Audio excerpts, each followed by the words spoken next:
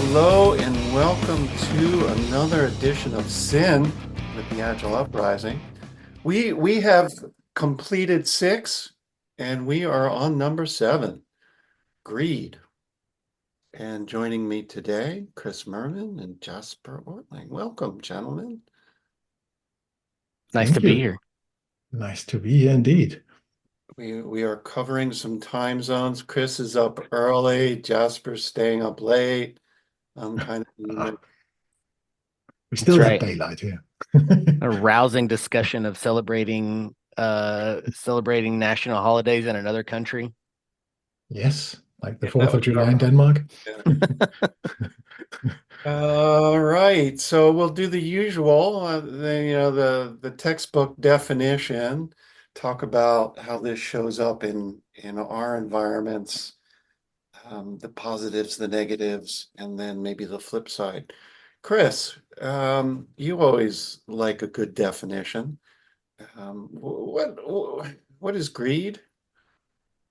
So I think keeping with the theme of everything, I will answer the question, but my return question to you, Andy, is gonna be, so I'll let you think about it, is why do you think we saved greed for last? Because we didn't pick any of these sins like specifically in a row or in a specific order. I was just wondering, like, I wonder if we like mentally we saved greed for last on purpose. So anyway, ponder that. And I guess greed to me is an unhealthy desire for accumulating money, wealth, possessions. It's a I don't have enough ism, right? Which is what we've been exploring through this series, if I'm not mistaken, is that all of these are an unhealthy desire for something. So we're really, I think that the cool part about this discussion is we can go in a lot of different directions with this, because I mean, wanting wealth can take you in a lot of different directions, right, Andy? Yeah, so you talk about wealth in terms of possessions, animate, inanimate. What would you add to that insatiable desire, Jesper? Is there anything missing? It could be possessions. It could also be a position in the company. So getting up the ladder in the company, getting a better job, getting higher up, being the CEO. If we aim that far, so that could be a greed as well. I assume, which could be driven by the wealthy possessions, etc. Yeah. But I think the position in the power part of the position could be part of greed as well. Jasper, we covered this in a previous pod, but since you weren't there, I'm curious of your take on this. What do you think if you had to compare, like, say, envy, right? Again, envy is an unhealthy desire for something, right? But it is different from greed in a sense. So in your mind, how do you differentiate between the two of greed and envy? I actually thought quite a lot about that because I listened to the podcast on envy, obviously, and I think they go hand in hand, right? I think at some point, Jay, he drew this map of the sins, and I think that the envy is kind of driving the greed, or the greed is driving the envy. So you get envious when you look at something, and that builds the greed, and then you start driving for it. So. I think there's a tension. Envy is you want it, right? I crave what you have. Greed is I've got it and you can't have it. Yeah, that could be almost like you're Yeah. wanting to want things. Like envy is like I am in a constant state of I am in a deficit and I must catch, that keeping up with the Joneses sort of For sure. sort of thing. What do you, Andy, let me toss it your way. What do you think went from a greed perspective? Is there an aspect of I am desiring at an unhealthy level, wealth, material wealth, possessions, kind of a thing. There's a matter of like, it will get me something. Like I will get something if I have this, like the dog eventually will catch the car, right? But like does that resonate here with you? Yeah, there's great self-interest, right? But but I think it crosses the line from healthy self-interest to this sin when I do it at your expense. Mm. Right? I need that I've got promotion. the So, budget, you don't. right. I've got the Oh, staff, you don't. Mm. I've got the decision-making power because of my position, and you don't. And that's where it becomes a sin and it becomes conflict and not healthy. very much. That is our official first shots fired of the episode. Is that's my budget. It's my decision. How many days could we say we've encountered that in our jobs? Like, I have it and you don't, which, and when you're the haver of it, it's not like greed is when you finally, like I said, the dog catching the car. When you finally have the money, it's not like that sin goes away. It's now I need to let you know that I have it and you don't. Like that nasty side of it is where office conflict comes in, right? And it's insatiable. The Mm-hmm. dog bought the car. Well, I'm going after the next one and the next one and the next one. Yep. It's never enough. I don't have just 5 people reporting to me. Now I need 10. Like, now I need an entire department. I need a team of 300. I'm over a program of over 1,000. Like, there's all of these numbers that I've trained X number of, I've doled out this number of certifications, and again, wanting to do those things. There's nothing wrong with wanting to be successful. Like, I guess, especially in the country I live, there is no condemnation for those that want good things, because that's what our society is built off of, right? But getting there doesn't solve it. In fact, it almost makes it worse, right, Jasper? Yeah, it does. But now I live in a country where actually there's kind of a cap on how successful you can be. So because we have a very social society where the broader shoulders carry the smaller ones or those in need. I think there was a couple of at least one president in the U.S. who called it what did he call it, liberal socialism or something like that. But Right. so but basically it is so people are okay with you being successful until a certain limit, then they don't like it, right? And I think one of my countrymen, David Heinemeier Henson, he writes a lot about this. He's the Ruby on Rails guy. Uh, he's actually born in Denmark, and he writes a lot of this sometimes. And that he's so happy that he's living in the U.S. because he's not limited by this cap in Denmark now. That he can only be greedy to a certain So aspect. there's that balance between personal goals, achievements, and social goals and achievements. And what I'm Exactly. hearing you saying is in Denmark, there is a collective thumb on the scale of social is more important than personal. And I don't know if it's legislation or No, it's not. taxation or something else, but there are limits. Whereas in the US, it's Wild Wild West. Taxation is world famous, right, in Denmark. So the Danish taxation. So we pay an horrendous percentage in tax. So I'm probably around 55% of my total income is paid back in tax to the system. But then I have free schools and free healthcare and everything. So obviously there's a couple of benefits coming with that. So but it kind of limits people. So there's ambitions sometimes, and people are also those people who are tremendously successful. They are not always really liked in the society. Of course, we are proud of our very successful people, like the owner of Maersk, the big shipping company, and these guys who have really made it. So it's the biggest in the world, right? But again, we're kind of looking, they're so rich. They must be doing something illegal, right? Where do you think, Andy, as outsiders, right? Like, when I hear Jesper share really inspiring words about the attitude they have as a country, where do you think that notion of I will forego my personal, like, ladder climbing, like personal success over the collective. Like you said, Jasper, something to the effect of like we are responsible for the collective good overall, and caring for the overall ecosystem of everybody more than myself.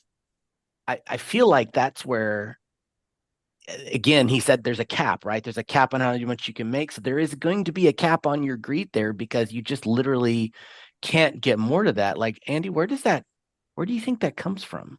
Look at the difference. So I think it's an awareness of perhaps the darker side of human nature. And Denmark says we will not tolerate that darkness, and we're going to put in some guardrails, if you will. Now, if you look at the US and you look at the multi-gazillion billionaires, there's clearly no cap. Right. Are they balancing social good versus personal gain? I don't think some of those billionaires are doing such a good job at that. If you look at the billions upon billions that they possess, are they funneling it back into good causes? Yes. Could they do more? Yes. But also there's an ego-driven nature, right? Right. And is that the status aspect of greed? I want my own ship to Mars type thing. That's Status and the power, but there's also right. an element of vision. It's just I don't know that I answered your question, but No, but I thought mean, I there's think unique. the closest thing we've come to that in the US is like I forget what is exactly it's called, but Sam Bankman-Fried, who recently just got sent to prison for embezzling billions from his customers at FTX, but he had this notion of, I want to help society, and so my goal is to make as much money as humanly possible so that I can then give it back away. But I'm going to use my quant skills, my huge brain, right? I'm going to use it to make all the money so that I can give all of it away. That like that and it looked like he was on his way to doing that until he stole a bunch of his customers' money and then got caught with it, right? But he was on his way to doing that. What happened? I mean, you can't set out to make all of the money and not skirt a few corners, right? I mean, regardless, we were trying to figure out like how society does that. So maybe let's bring this a little closer to home. So it started with, hey, all right, I'm, the early trainers, right, in our industry. Those are the ones that really started making it big time. And I'm not bagging on trainers here, right? But like the first path to agility, like grabbing that brass ring, was, I have my T, I got my own shingle. All I need is like 2-3 classes a month, and I'm rolling in it. And then it turned into, all right, my hourly consulting rate, my hourly this rate, and the rates just started going up and up and up. I don't know that greed was there for us early on, but then once we started seeing our friends at conferences, and I mean, I remember the first time I was like, wait, you make how much? Just doing trainer classes? You make how much? And till I started realizing like there's a lot of money to be made in this industry. Like when I guess when did y'all first realize that that's where we were headed? Well, I realized it quite early on because I was in a company and I was actually head of learning and development, so I was paying for it. Sure. So, and I was looking at my former colleague, won't mention his name here, and then his invoice. Uh-huh. Just saying, okay, okay, you must add a lot of value here. Yep. Yeah. So, And that's the flip side of the coin, right? That's the good exactly. side of the tendency as humans, Right. as you said, just to deliver value and do good work and help people out of a deterministic mechanism way of delivering that value to the iterative probabilistic that is at the root of all that training. Let's find a new way to a better way, right? And that was the good aspect and the generous aspect, and the people doing the work needed slack time to learn, right? And so that learning and development, all that comes together, but at some point it went south or north, depends on which direction you don't like. Where's south, Dad? Anyway, that's a whole nother conversation. So it went wrong, right? The greed aspect kicked in. And, what happened with Bankman-Fried? When did he cross that line from virtuous to the opposite? I mean, he realized that he wanted to make some bets that, again, for the record, financially, the bets that he made for FTX paid off, right? Like the bright lining in the story of FTX is they were able to, because of the bets that Bankman-Fried made, they were able to pay all of their people back whose money he took, right? So, hey, that's cool. The problem is that he skirted, SEC obligations, caused violations, broke federal law in order to do so. You cannot take people's money and use it for things that they didn't approve of, right? Regardless of how good it is. And you're like, no, it's fine. We'll pay the account back when, this part of the company will borrow from this part of the company, put it over here. We'll make the money. We'll put it back. Nobody would be none the wiser until we did, right? Like that's, again, making it closer to home. It's okay to say, hey, we've all said something on our resume or in an interview or something, and then it comes time to deliver it, and we're like, oh man, I told them that I knew how to do this. There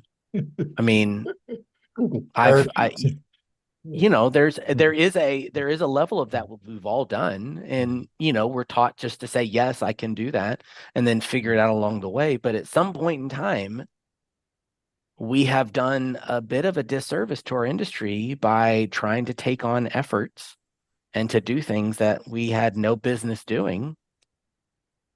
And it caught up to us. I mean, is that a fair way to say? It's a paradox for me, Chris, right? So first you sell it, and then once you figure out how to sell it, you figure out how to deliver it. That is the nature of capitalism, right? Right. You don't spend a whole bunch building it, we've discovered, and then go try to sell it. And so capitalism, which is the basis of all business, at least in our respective yards, is to make money, deliver value, get paid for it. And sometimes there's that short-term decision that you were talking about that led to long-term value. I just don't know when it goes wrong. When did we as an industry go wrong? Become the shirts and certs when we industrialized it 10 years ago. Was that just greed driving it? I'm not sure. I think that maybe there's a market dynamic in it as well. So if you're looking at that paradox between greed and greed being actually maybe the cornerstone or even the keystone in capitalism, right? Then so as soon as you offer something up, and then everyone wants to become agile, and there's the huge demand for our services, right? So it just keeps growing, and then you have this offer and this offer, and this offer is paying 10% more. Oh, well, let me go there, because that becomes a differentiator, maybe not so much whether it's interesting or not. So. And now that everybody's been through a class, they're like, now what? Right? Yeah, like maybe that's the best way to describe our industry right now is I've gone through your training. Now what? Right? Now what's going to come? I'm still only delivering real value every month, every second or third or fourth month. So what now? Yeah, exactly. Yeah. It's funny, Andy. Like I think that as you know, again, I feel like we're going to touch on other sins just because we're wrapping up the sins with this one, but it just feels like every single conversation that we've had so far, it's been, we had the best of intentions, right? None of these sins came about us, our industry, because we thought it's fine. We just need to sin a little bit. Like, we've been good. Let's start sinning. Like, nobody ever said that, right? Like, this is, again, it's when healthy desires slowly transition to, like, it's just like, you know, do you think that there's people that go, I want my MBA because I need to learn more about business? That's not what people say when they get their MBA. They get their MBA because they're like, now I can put in for a promotion. I can get a raise. I mean, like, people are still getting their PMP. People are still getting their, like, there is these letters, these degrees, these certifications, right? And if you get a shirt with it, great. I'm sure when you get an MBA, there's a shirt that comes with it too. Just, it's got the university's name on it, right? And it's But it's embroidered instead of silk screen. yeah, for sure. But it's the same concept. Like, I'm going to go do this because it will get me more money, right? That's the only, and that, again, dear listener, please do not, if you're looking in the mirror going like, Murman is yet again telling me why I'm calling you a bad person, calling me a bad person. No, every single one of these sins I've been guilty of, and I'm just now realizing that maybe instead of pretending like it doesn't exist, maybe we should talk about it. Right? Like, that's all that we're asking for, is to just talk about it. Yeah. Is that fair, Andy? Confession? Sure. With a question mark. So I maybe I'm an outlier. I've sought education for a useful purpose. My greed, if I look for it, was not about status or position. Well, maybe it was tangentially. It was about making the world of work, wherever I touched it, a little bit better. That doesn't cross into a sin for me. I truly had good works in mind. I wasn't looking to take over the PMO. I'm not looking to take over the next position. So maybe I'm an aberration. I don't know that you're an aberration. I mean, I don't know. Like, I guess, Jasper, what is the closest that you feel like you've come to experiencing the greed that we've been discussing? Yeah, but when I was younger, I was actually really, really greedy. And I was going for a C-level position, dead on. And that's basically where I wanted to go. Then life hit me. I got a really serious case of arthritis, and that kind of limits your ambitions. So, so I had to resettle. I got my C-level job anyway, but it wasn't called CLO. But at least I was up there with the big guys. But so I was lucky, but that was me being greedy. But nowadays I'm just greedy on interest, and I hate being bored.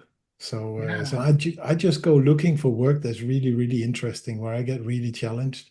And if I don't have it, then I find something else. And that's also kind of my greed. I also like to read, a bit like someone else who's sometimes on this podcast. I read quite a lot, and that's also greed. I want more knowledge. I want more things in my head which I can work with, and that's where I'm greedy today. But I was that greedy for that position there. I wanted to get to the top and really Yeah. make it.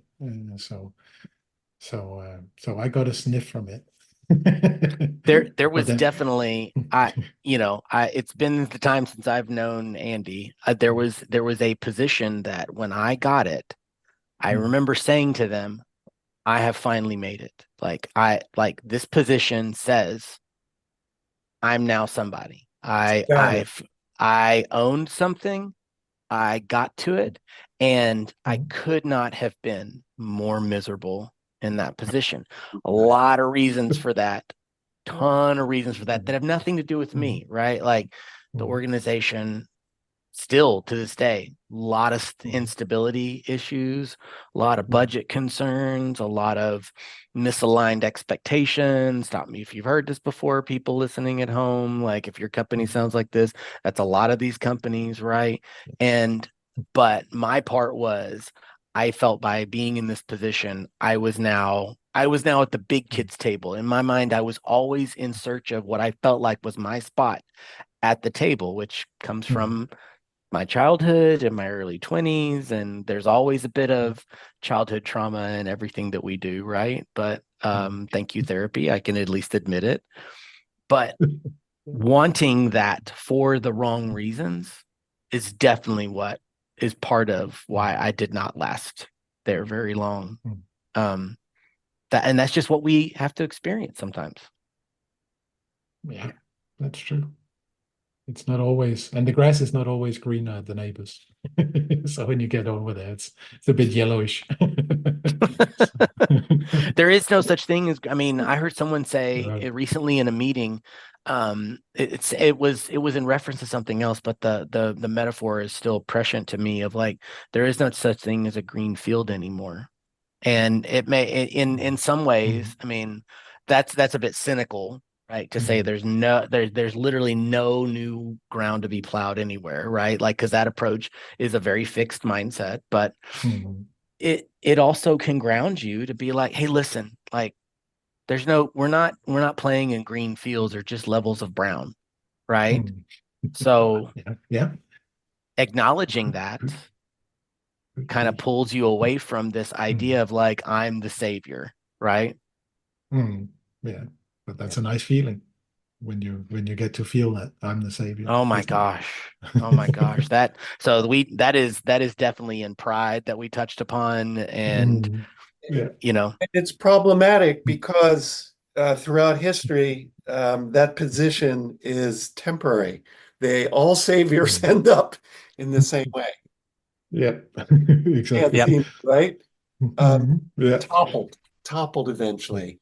And so perhaps the message here is beware of the paradox, beware of giving in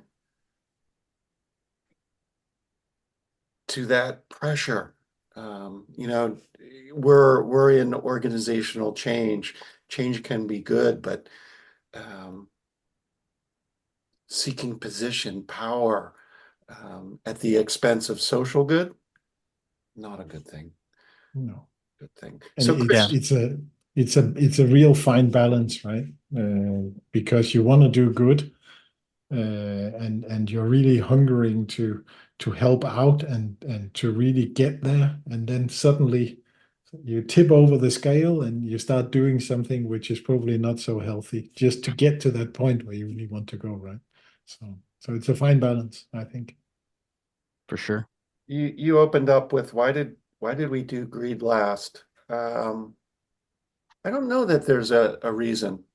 If you look at the seven deadly sins, are they in a particular list on anybody's inventory? I think we just went through them and like, hey, that one sounds good, and we finally got to the end. What's missing? And we crossed things off the list, and there was greed. Following our consistent content strategy of what do we feel like doing this week? So I got an idea to try to shift us more into a positive and kind of put a bow on these sins. So, you know, Jasper, as you know, like we always try to find a way of like, how can greed be good, right? When I was thinking about, well, what do I do when I want more of something, right? You could say like, well, get it so that you can realize you don't need it. Well, but that's fine until you reach that mental cliff of, oh, I've reached too far up the ladder and I'm about to fall off, like I better stop. Like until we get there, it can get pretty nasty, right? So what I was thinking about proactively saying, how do I avoid wanting more than I need? It's the idea of I need to do stuff for free or stuff that I'm I'm okay not making money for it, right? I made the decision long ago with my personal blog that I didn't really want ads on it, that I didn't want to write for the purpose of making revenue off of it, because I when I learned in a professional kitchen in college, and they were like, "Hey, you're pretty decent at this. Like, would you make a career out of it?" I made the decision of, I don't want people to have to pay me. I don't want my living to have to be earned off of my cooking or my writing or my anything that is a creative endeavor for me.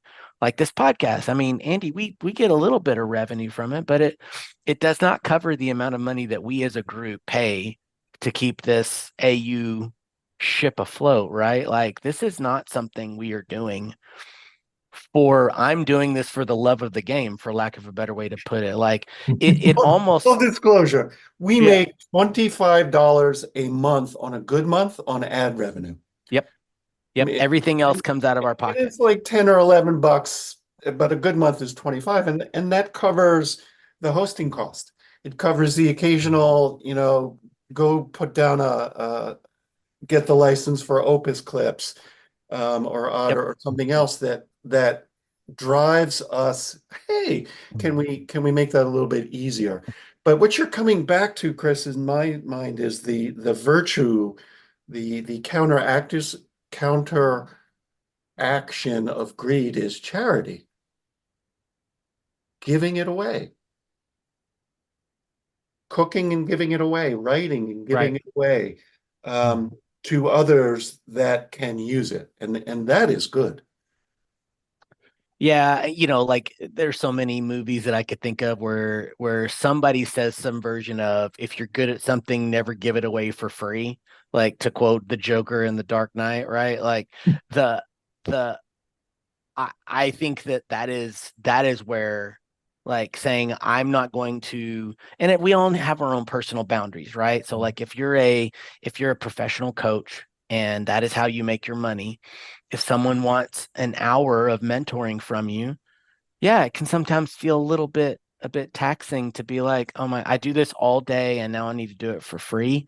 On top of that, like, it can feel like a challenge, but I will say, everything that I do gratis on the side, like mentoring people at my company, I don't get paid extra for that. I don't get bonus extra for that. Or the time that I spend working with submitters for the Agile Alliance conference, like working with them on their submissions, doing webinars. Yes, I make this much money. I get paid a little bit of money from the Alliance to do my job as a program chair, but that is a pittance compared to the amount of time that I spent, right? Like, we doing this because we want to do it is the cure for wanting. You can't want more when you're willing to give it away for free, right? No, that's true. I mean, that's Denmark. That's what you described in the very beginning, Jasper, is like, I pay more than half of the money I make goes to the Denmark version of Uncle Sam. And and the trust is, you all will do with it better than I can. Basically, yes. And there's also a trust in providing free education to kids, for example, will help the country to grow faster and grow better. And it seems to work, at least. We're doing quite well, I would say, in Denmark. So we're only the second happiest country in the world, but we're doing quite well. Second, let's just take a little sidetrack. Is there restriction on how many hours people are allowed to work and how many vacation days they must take in Denmark? Yes. Is there a balance between deliver value and have some slack time? Yeah, we have a mandatory 5-week vacation in Denmark, and typically the companies pay a 6th week of vacation. So we have 6 weeks of vacation pay, plus the national holidays and weekends. So which is quite a lot compared to the US. Yeah, and I mean, our version of that, Andy, is it's just, if you have a company that pays vacation days, like the place where I work, it's, you lose your paid time off hours. like there's a cap on how much can roll over, right? So I can't roll over more than a week of vacation to the following year. That's the one, the running joke in the US has always been, just bank your vacation days, and then when you quit your job, you've got a nice bonus on top of it because you've got all this paid time that you never use. There is a greed aspect to that of like, I can't take time off. I'm trying to bank my vacation days. What if there's a layoff and I need this money for that? And again, you keep thinking, I need this, I need this, I need this. So companies started getting wise to that and saying, fine, if you're not going to use it, we're not going to give it to you. Like Right. you're going to lose it. And we've all known that coworker where you've like, they were like, dang, one of my friends at work the other day was like, dang it, I'm like I just lost 3 days of vacation. And I'm like, what? And he said, yeah, we had until April 1st to use our vacation days when that before they get, and he's like, I lost 3 days. I'm like, okay, well, would you have taken 3 days off? Yeah, I could have rested 3 days. Well, then why didn't we? Right? Like that, Yeah. again, this is something that we all do that is just, Right. you know, Fear of missing out. So coming back to the second happiest country in the world, that's such a leading indicator of health. Yeah, So could be. paying half goes into the community fund, and everybody's happy about it, Yeah. I think or the happy happiest one enough is with it not to I think leave. I think number one is Finland, and they have pretty much the same kind of tax system as we have in Denmark. So, Hmm. so it seems to work at least for people. So, Andy, obviously, I'm not asking the US to turn into Finland or Denmark overnight because it's don't do just not that. possible. Like it's just not possible. There is a different approach, different mentality, different everything, right? Population, different size, different scale, different It's people. okay to be different. Different, It is okay different to be history. different, right? It is okay to be different. However, I do feel like we could glean some, hey, we're not trying to change the US, but our little corner, like not even entire companies, because companies are almost too big to change now, especially in the US. Most major employers, if you like companies that can afford to hire and pay a decent salary to Agilists now, a lot of them banks and financial institutions, insurance, whatever, right? There are things that we can do to slice off our little corner of the world and find some of that, right? So do y'all think there's something that we could take from that approach and bring a little charity, I guess, Andy, to use your word, like charity, there is something to be gleaned from that, right? I think it's an interesting thought because it's I've spent quite a few months, almost a couple of years in the US as well, and worked in 4 different states. And what I see when I'm there meeting together with the co-workers I had then is that all that charity, all that giving back happens in the small clusters of society in the US, so in the neighborhood, in the church, and people are taking care of each other there. So but it's not federalized like in Denmark. So it's done in the small communities, and at least in some places, and it's an interesting dynamic that you don't want to federalize it, but you're actually doing it in the small society. So neighbors are helping each other. I remember, God bless his memory, what's his name, Mike. When Mike unfortunately passed, one of the co-signers, what's his Beetle. Beetle, Mike Beetle. Yeah, there was a huge collection going together, right? The people were collecting for his family, and you don't see that often here in Denmark that happening, right? Because people, okay, yeah, but society is going to take care of that. Yeah, so it's a different value system in the US. Interesting. And I don't know what it's like in Denmark. I'm jaded. Whenever I see a large enterprise doing something charitable, I feel like it's a marketing PR stunt or push, because I've been inside some of those, and what really drives it is the quarterly report. And charitable contributions don't make a big difference to the stock price and what's going on there. Is there? Well, I mean, because in this country, there are tax implications with charity, right? Like, make sure in December is always one of the most charitable months because people want to get their donations in before the tax year ends so that you can write it off the next year. And that's a bit of greed. Yeah, for sure. That socialism, that transparent veneer of we care.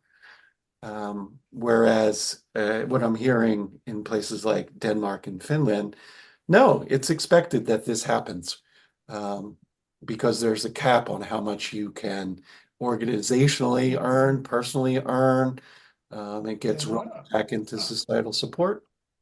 I say you have either or. So I've actually previously been employed by a family-owned company that's really huge, where they did a huge amount of charity, not for the write-offs because they didn't have any shareholders, and they pay taxes in Denmark.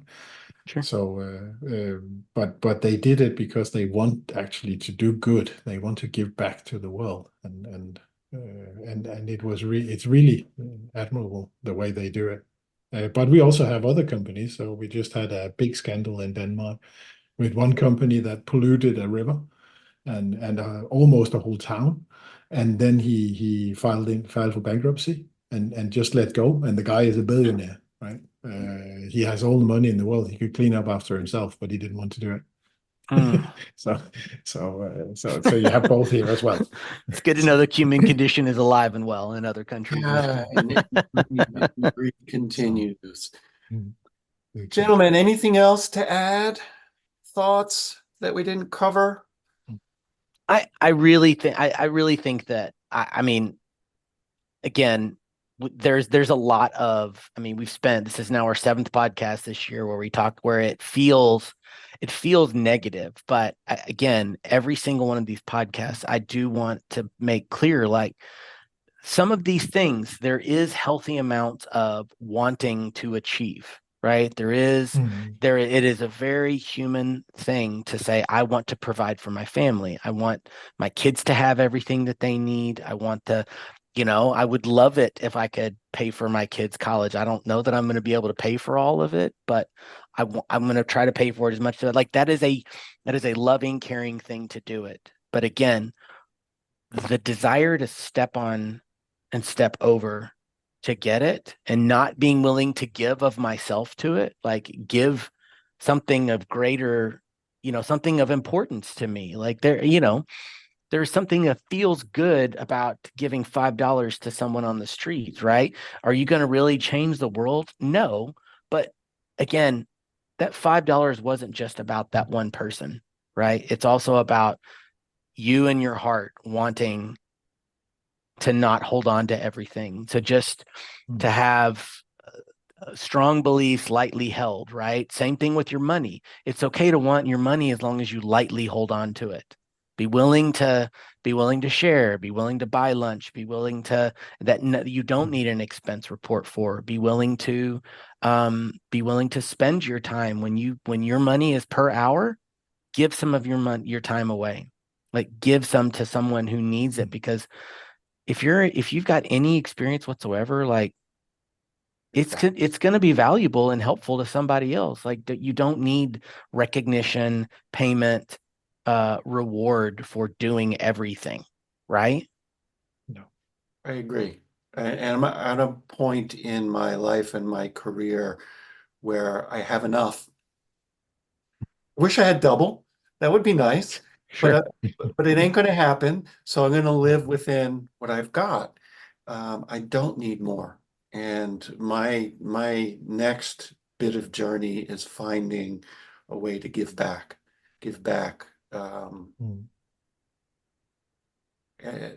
And I don't know where it's going to take me, but we'll see.